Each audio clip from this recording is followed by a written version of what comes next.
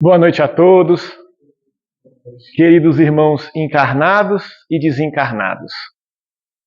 Conta-se que a humanidade teve muitos discursos bonitos, alguns aguerridos, outros reflexivos, mas nenhum discurso se compara àquele que o Mestre fez e que ficou conhecido como o Sermão da Montanha.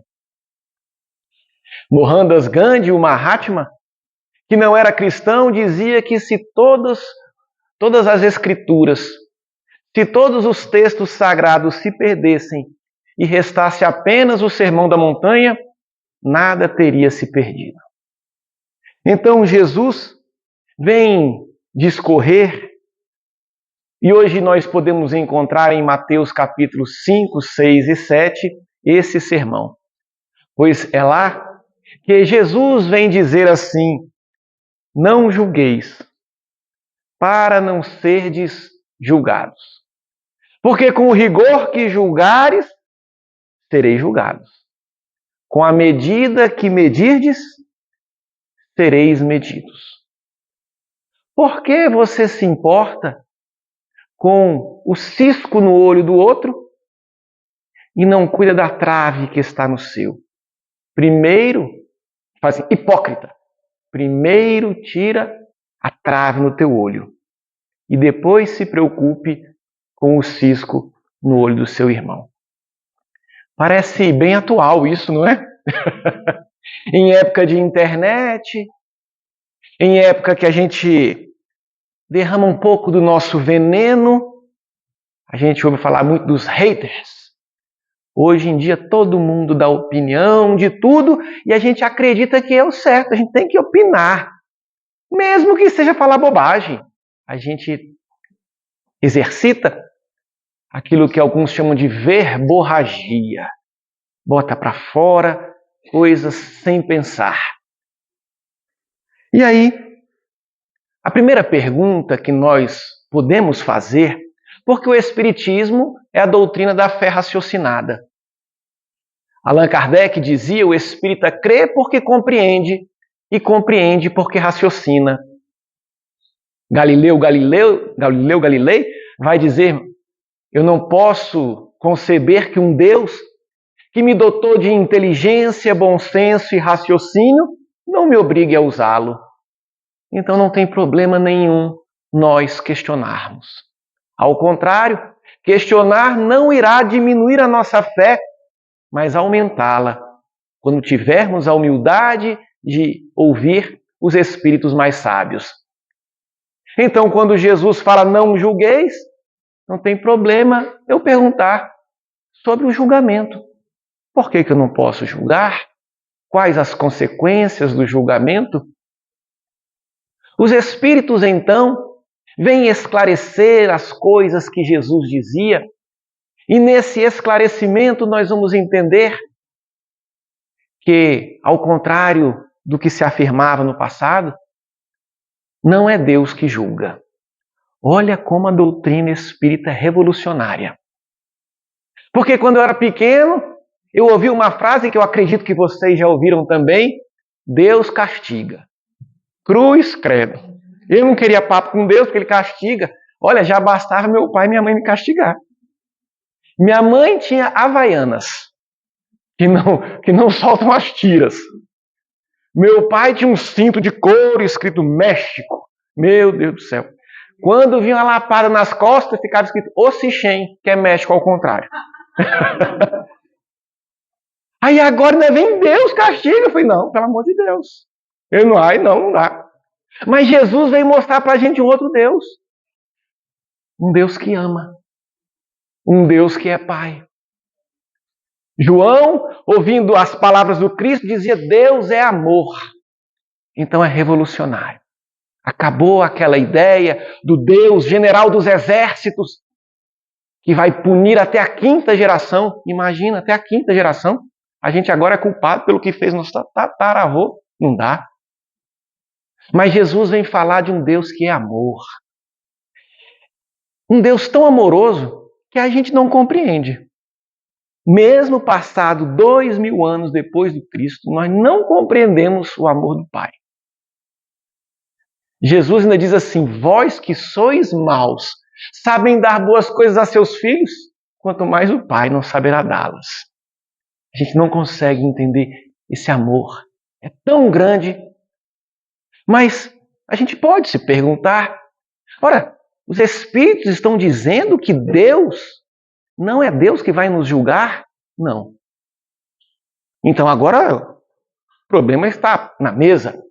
Se não é Deus que vai julgar, quem é que vai me julgar? O vizinho da direita ou o vizinho da esquerda? Porque a gente tem sempre um vizinho que a gente gosta, um que não gosta. Tem sempre uma pessoa que tem uma visão boa de nós, tem outra que tem uma visão ruim de nós.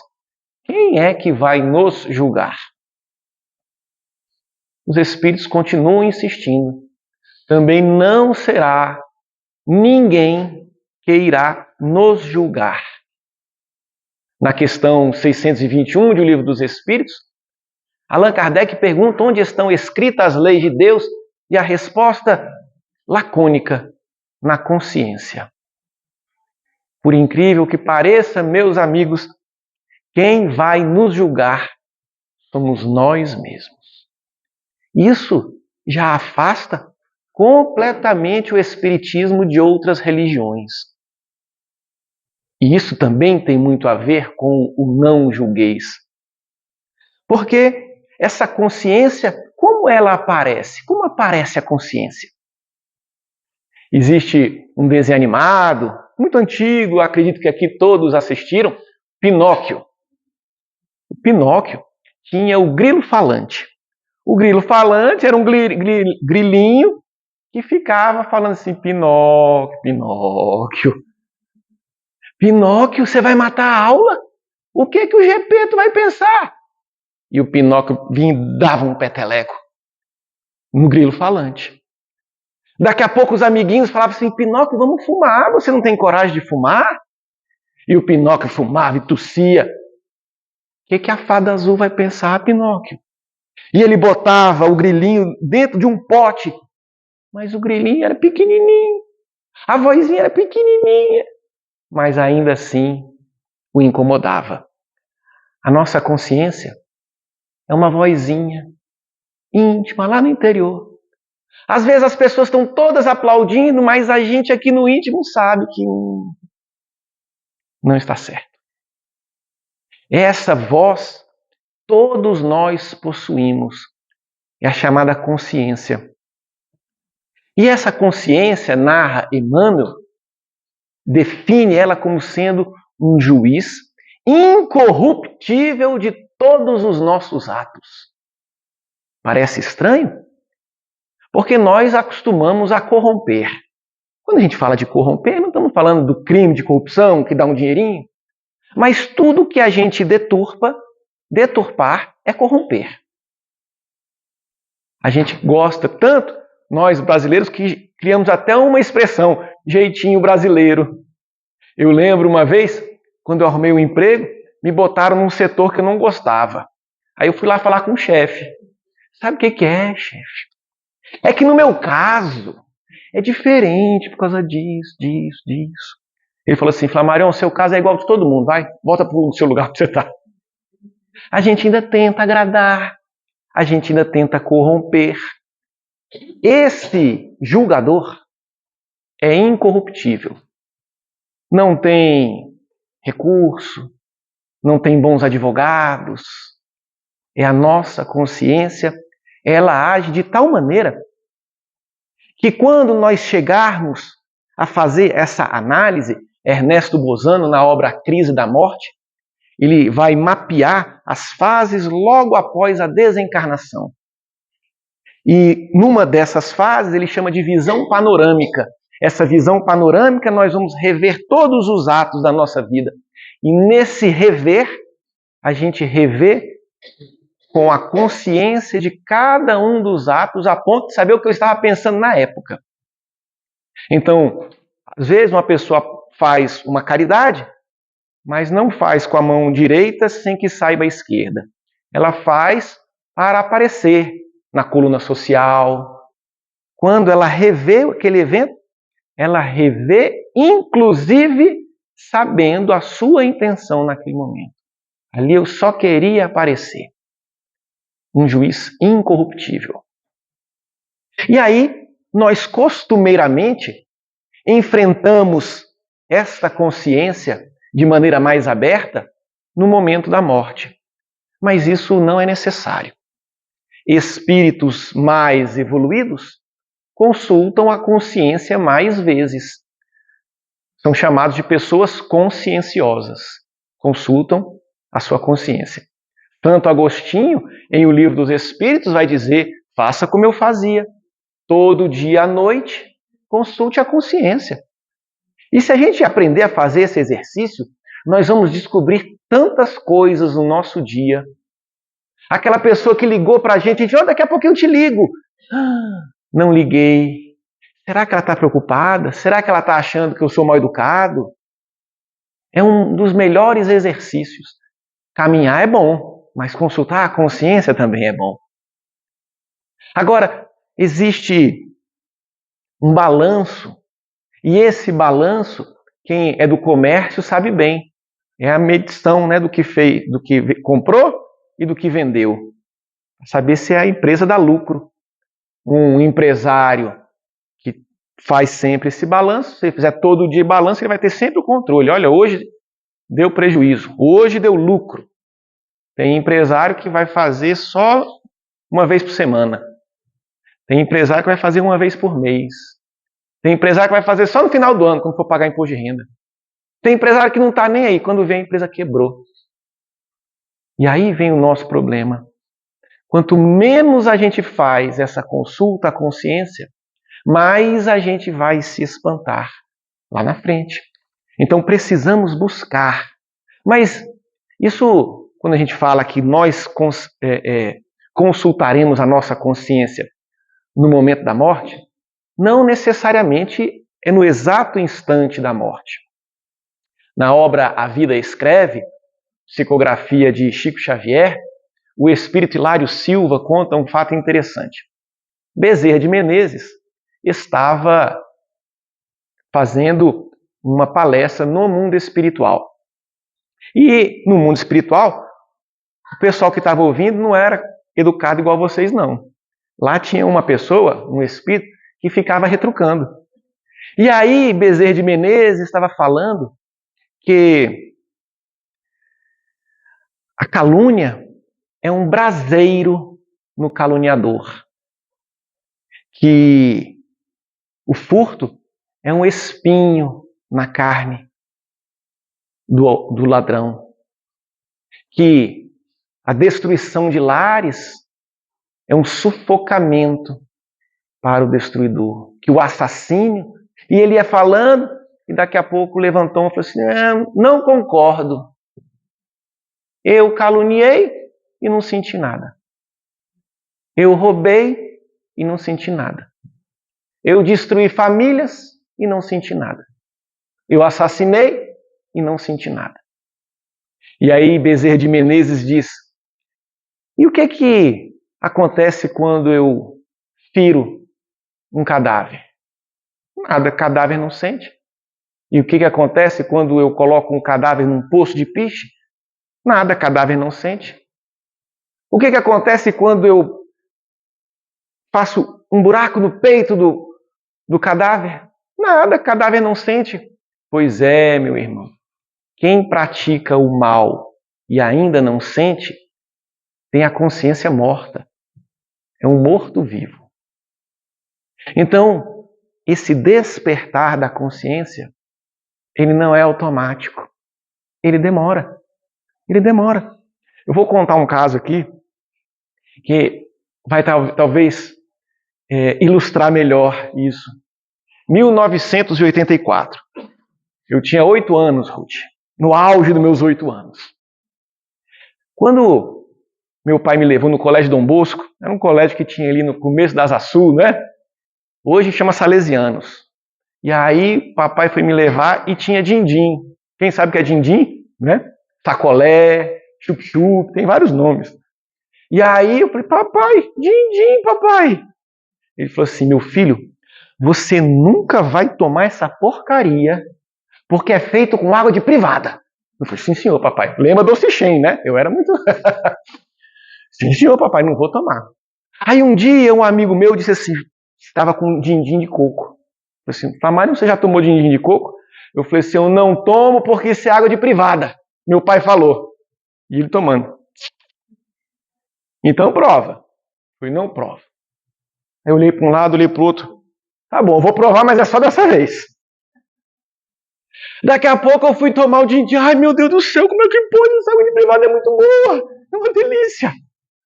No outro dia, gente, ele chegou lá com um din-din de fios de ovos. Flamário, você já tomou fio de ovos? Eu falei, não quero. O meu pai falou que isso é água de privada. Flamário, toma só um pouquinho. Gente, na hora que eu fui tomar o din-din de fio de ovos, eu faltei desencarnar de tão bom que era o fio de ovos. Ai, meu Deus do céu, eu não vou aguentar. No outro dia, quando meu pai foi me deixar no colégio, tchau, papai! Na hora que ele saiu, eu saquei um dinheirinho que eu tinha. E aí fui lá e me dá um din-din de fios de ovos. No segundo dia, meu pai saiu, tchau, papai! Na hora que ele saiu, eu peguei mais um dinheirinho que eu tinha, que a vovó tinha me dado. Quando eu comprei o din-din de fios de ovos, eu falei assim, eu tô acabando com a minha vida.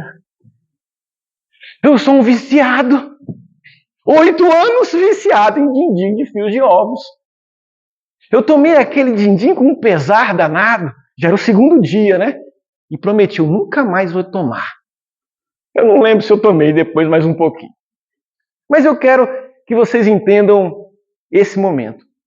Porque naquele mesmo período, o padre Gervásio, que era o diretor do colégio, estava preparando uma grande festa para o governador da época, governador José Ornelas. E aí o governador José Ornelas foi lá e ia ter uma grande festa para ele. Os alunos fizeram um desfile, tinha apresentação de ginástica rítmica, bailarinas do colégio, foi uma grande festa. Eu não entendo de política, nem agora e nem quando eu era criança. Mas quando a gente é criança, a gente ouve os adultos falarem. E aí, quando tinha terminado a festa, na hora de tirar 10, gente, de encerrar a festa, eu perguntei para um amigo meu assim, será que ele torce? Olha, criança é uma coisa, né? Será que ele torce pro Tancredo ou pro Maluf? Aí ele falou assim, duvido que você pergunte. Eu falei, duvida? Eu vou lá perguntar. Gente, nós estamos falando de 1984, né? A abertura do regime militar foi em 88. Então, daqui a pouco está chegando o padre Gervásio, o governador José Ornelas, aquela turma toda, e eu paro na frente deles assim e falo assim, tio, você torce pro Tancredo ou pro Maluf? Gente, até os passarinhos pararam de bater asa. Ficou aquele climão e eu não tinha noção nenhuma. E ele chegou e falou assim, olha, particularmente, eu sou muito favorável ao candidato do PDS, Paulo Maluf. Eu não entendo de política, não sei nada de política e não sabia muito menos naquela época. Mas eu sabia só o que as pessoas falavam e aí eu fiz assim, e dei uma vaia.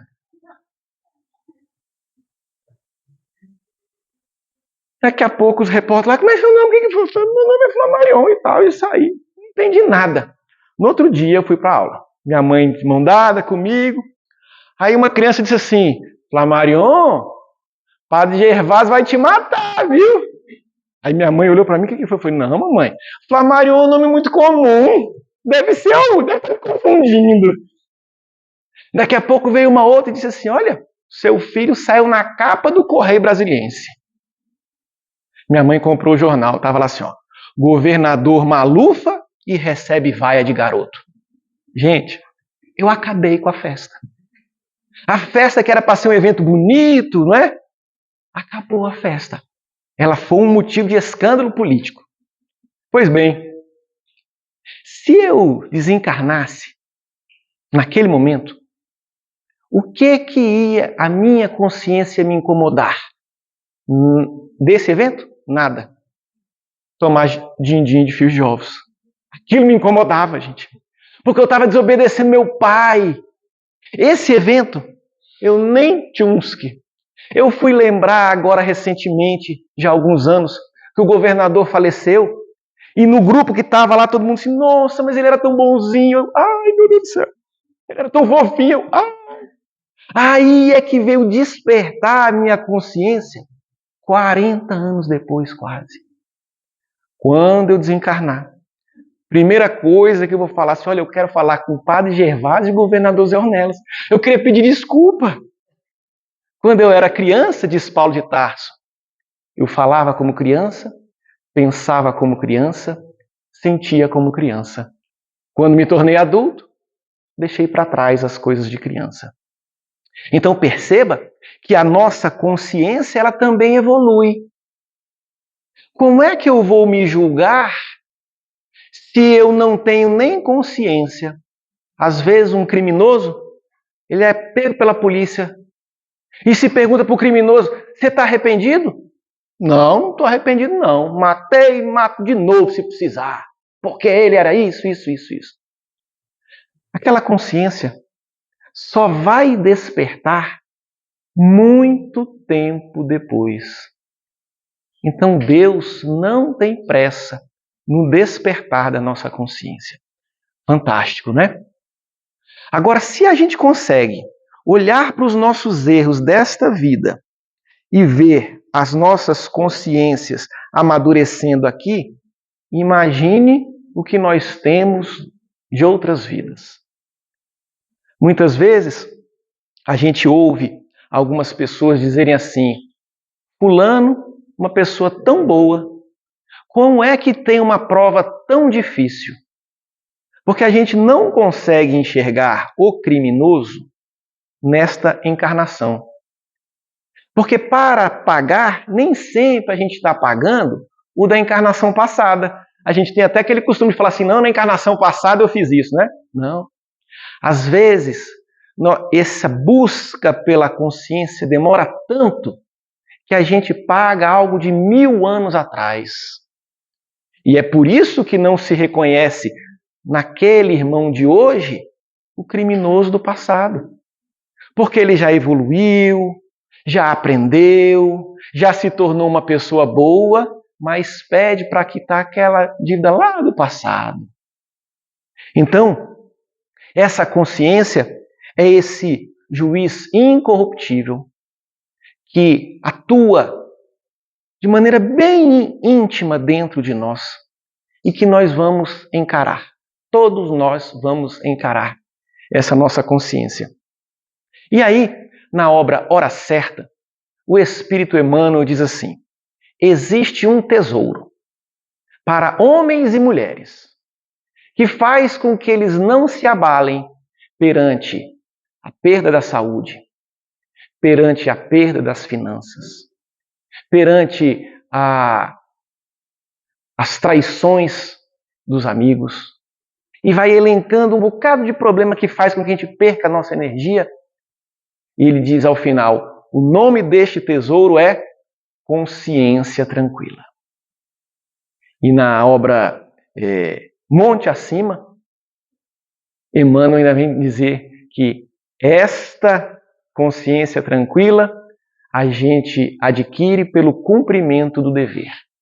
Então, quando a gente cumpre o nosso dever, a gente faz a nossa parte, a gente tem a consciência tranquila. Então, veja que interessante que não tem nada a ver com resultado. A gente ainda tem aquela ideia de que a gente precisa ter resultados. E não é sobre resultados, é sobre ação. Às vezes, a gente vai ter um filho, uma filha mais difícil, que a gente faz tudo ao nosso alcance. Aquele espírito é um espírito que tem o seu livre-arbítrio. E a gente vai chegar e, porque não conseguiu formá-los do jeito que a gente queria, vai achar que a gente falhou. A gente falhou na missão. Não. A gente faz o que está no nosso alcance. Deus deu para todos nós livre-arbítrio. Então, não é sobre resultado, é sobre dever cumprido. Nós temos um dever perante todos aqueles que estão à nossa volta. perante os nossos pais, nossas mães, nossos filhos, nossos irmãos, nossos funcionários, nossos patrões. E a pergunta que vai ser feita para a gente não é qual era a sua religião, que fizeste dos talentos que te dei. Todas essas pessoas à nossa volta são talentos para que a gente trabalhe esses talentos. Faça simplesmente a nossa parte. Fazer só a nossa parte. Eu tenho um amigo, hoje em dia os jovens não querem mais andar de carro, né? Mas a gente era doidinho para tirar carteira, não era?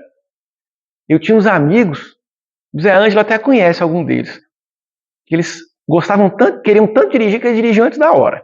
Roubavam o carro da mãe, vocês lembram disso? Tinha muito disso.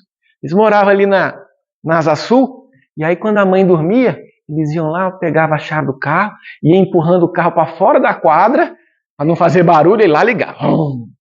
Aí um amigo meu chegou e falou assim, pegou o carro, saiu com um amigo, e aí eles resolveram dar cavalo de pau. E aí falou assim, fulano, você quer ver eu dar um cavalo de pau aqui? Aí falou assim, não faz isso não, vou fazer que você vai ver que vai dar certo. E ele deu o cavalo de pau e o carro capotou. O carro capotou. Quando terminou de capotar, eles saíram do carro, o amigo falou assim pro outro, fulano, faz só o que você sabe. Nessa hora ele estava tão bravo que eles começaram a sair no tapa, briga, pontapé, ficaram 10 anos sem se falar. Depois voltaram a ser amigos, brincar e tal. Quando eles me contaram essa história, eu adotei para mim essa frase. Faz só o que você sabe. Lá em casa, quando uma criança pega um copo, cai de fulano, faz só o que você sabe, pelo amor de Deus. A gente ainda não entendeu que a gente precisa fazer só o que a gente sabe. Só o que está no nosso alcance. Madre Teresa de Calcutá fala que uma grande vida não é feita de grandes feitos, mas de pequenos feitos com grande amor. Olha que coisa. Basta que a gente faça o nosso básico. Faz só o que você sabe, mas com amor, com boa vontade, com dedicação. Então, quando a gente entende que o nosso julgador é esse julgador incorruptível, aí vem a grande pergunta. Ora, se eu sou dotado de um julgador perfeito, por que eu não posso julgar os outros? Esse julgador não é bom? É bom. Ele é até incorruptível. Por que eu não posso julgar os outros? A gente costuma entender que não pode julgar os outros por um ato de bondade. Eu sou muito bonzinho, eu não vou julgar os outros. Mas eu gostaria de trazer aqui uma outra reflexão. Veja o caso de Ivone do Amaral Pereira. Ivone do Amaral Pereira estava no centro espírita que ela frequentava, e ela então pensou, veja que ela nem falou, não externou, ela só pensou. Pensou assim, nossa, esse pessoal está aqui há 20 anos e continua a mesma coisa, eles não mudam. E aí o Espírito apareceu para ela e disse assim, Ivone, eles pelo menos não estão queimando mais ninguém. Olha que coisa.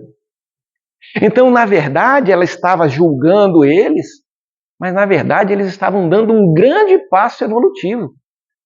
Porque em encarnação anterior eles estavam praticando o mal. Só de parar de fazer o mal para começar a conhecer o Cristo, isso é uma grande evolução. O problema, às vezes, é a gente achar que está bem, porque a gente está julgando consciências diferentes. Então, para um bom julgamento, eu preciso de pelo menos 2 elementos. Primeiro, um juiz imparcial. Eu não posso ter um juiz bom se ele for parcial. O danado é que nós costumamos julgar com óculos diferentes. Quando eu vou julgar a mim mesmo, eu boto um óculos colorido e falo, mas eu tenho que entender, eu estava nervoso. Né? Quem lembra da música Você Não Soube Me Amar, né? Eu estava nervoso. Agora, quando eu vou julgar o outro, eu pego um óculos preto e branco, rígido. Como é que pode? Que absurdo. Não é assim que a gente gosta de teclar? Que absurdo. Olha que, na realidade, o meu juízo não é imparcial. Por que não é imparcial? Porque a nossa condição espiritual não nos dá essa capacidade de ser imparcial.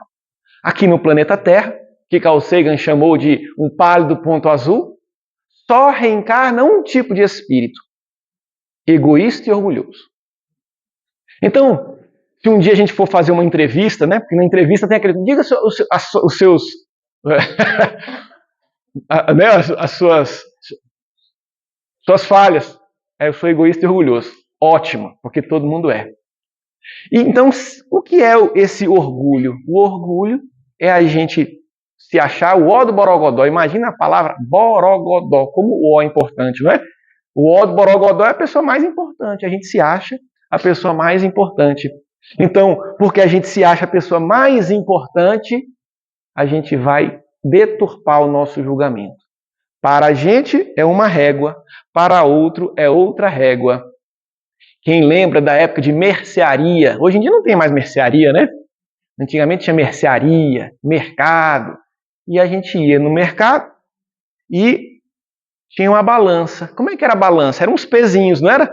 Tinha um pezinho, tinha lá 500 gramas, aí botava lá o arroz, o feijão, de um pezinho de 1 quilo. O danado é quando o dono da mercearia puxava uma pedra e botava assim, não, essa pedra aqui tem 2 quilos. 2 quilos. Como é que eu vou saber? Confia, la garantia sou eu. Então veja que aquela medida não é uma medida aprovada, é uma medida que ele está dizendo. A gente mede as pessoas conforme os nossos olhares orgulhosos. Para aqueles que se aproximam de mim, eu tenho um olhar compassivo. Para aqueles que pensam diferente de mim, um olhar rigoroso. Então, o primeiro ponto para o não julgueis não é porque eu não saiba julgar, é porque eu sou um espírito orgulhoso.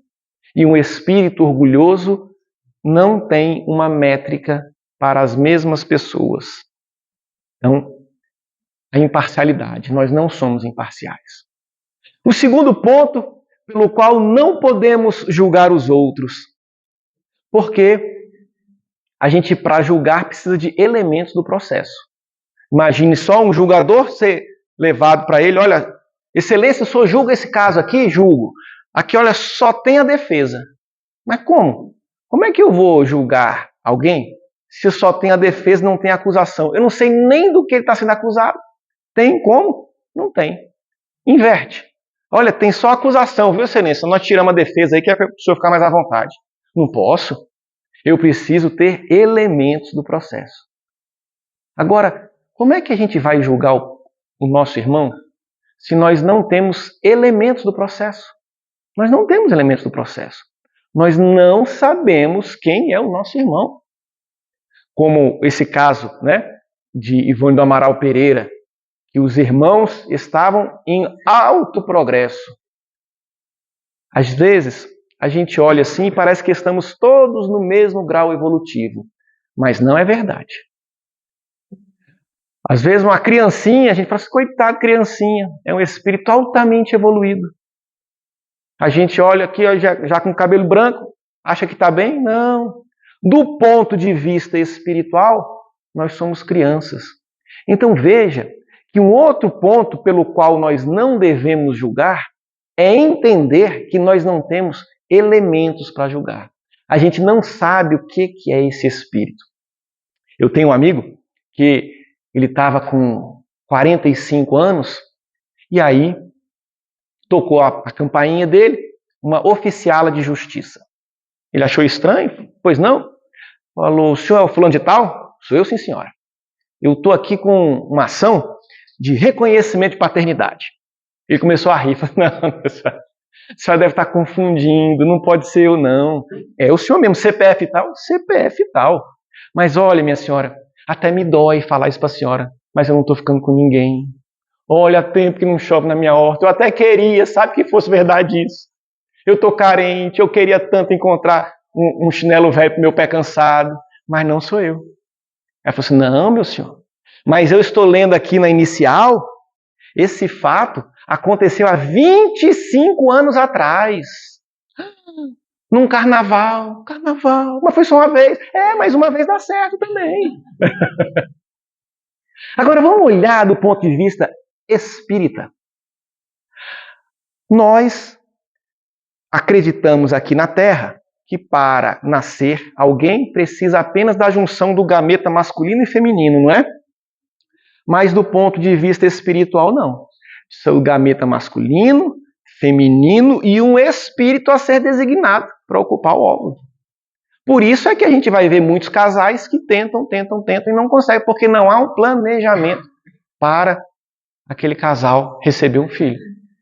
Então, quando a gente olha e faz o nosso julgamento, que absurdo! Como é que pode carnaval? A gente vai entender também que tem espíritos que não têm mérito para nascer em uma família estruturada. Porque desestruturaram as suas famílias e não aceitam reencarnar em uma família estruturada. Porque vilipendiaram algo e agora querem deixar de ter aquelas benesses para fortalecer a sua alma no futuro. Então, um espírito desse precisa do quê? De um casal de foliões. Quem somos nós para julgarmos? Se nós não sabermos que tipo de espírito é aquele? Para um espírito criminoso, que matou 10 na última encarnação, se ele matar um nessa, é progresso. A pergunta que eu faço, e nós estamos progredindo? Porque às vezes a gente está achando que está fazendo muitas coisas boas e a gente está estagnado. Não, essas coisinhas que a gente faz, já fazia na outra. Jerônimo Mendonça, o gigante deitado, dizia assim, cuidado com a reencarnação Xerox. A gente fazia as mesmas coisas que fazíamos no passado. Então, existe um desafio que é a maturidade da consciência. E isso o Espiritismo nos traz. Fazer com que a gente desabroche a nossa consciência. Leon Denis, na obra O Problema do Ser, do Destino e da Dor, ele vai dividir a consciência em 3 aspectos. Consciência material, consciência emocional e consciência intelectual. O nosso progresso é intelecto moral. Precisamos desenvolver a inteligência e o sentimento. Então, a gente vai começar com a consciência moral. Vamos começar pela consciência intelectual. A gente precisa desenvolver o saber. Às vezes a gente acha que certas coisas são intelectualismo. Não. Quer ver que interessante?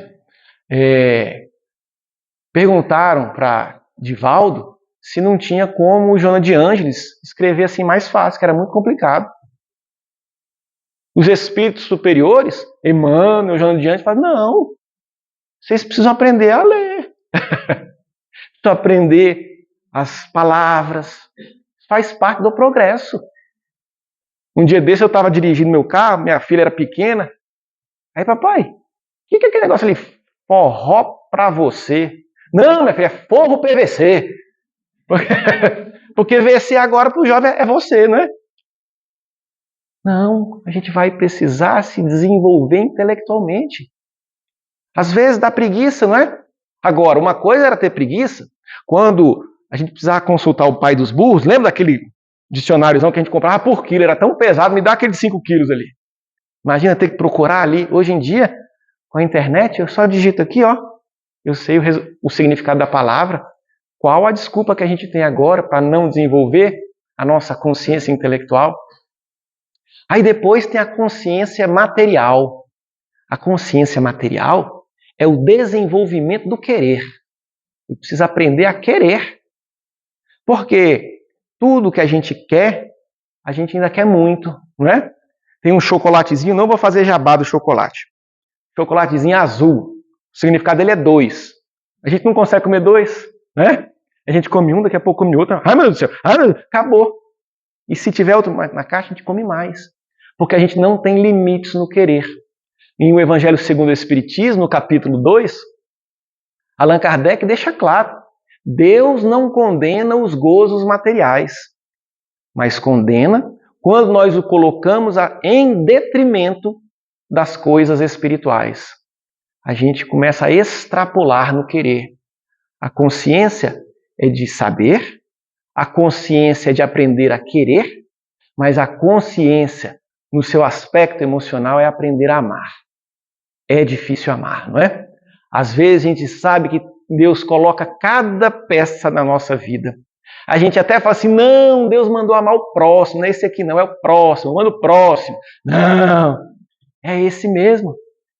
Às vezes a gente acha que nós vamos ser felizes no dia que aquela pessoa sair de perto de nós. Ora, se o desenvolvimento é do amar, se por algum motivo, aquela pessoa que está ali nos causando dificuldade sair e nós não aprendermos a conviver com ela, nós vamos precisar ainda de outra pessoa com aquelas mesmas características para nos desenvolver. Então, vamos aprender a desenvolver a nossa consciência, sabendo querer, sabendo amar e o saber. Eu sei que chegou no horário, né? Eu vou encerrando, fazendo então a conclusão. Não é o não julgueis, não é por um ato de bondade, é por um ato de humildade. É a gente saber que nós não estamos em condições de julgar, mas julgar, como diz o Espírito São Luís, não é não identificar o mal. Eu identifico o mal, mas eu não bato o martelo. Porque o julgar é o condenar. Então eu olho para determinada conduta e falo, olha, para a minha consciência, para o meu nível consciencial, isso não dá mais. Agora eu não sei a condição espiritual dele. Eu não julgo. Então eu não condeno nem absolvo. Mas a inteligência, pela lei do progresso, diz Allan Kardec, faz com que eu precise diferenciar o bem do mal. Então, não me julguem, mas eu preciso acabar no horário certo. Muita paz e alegria em nossos corações.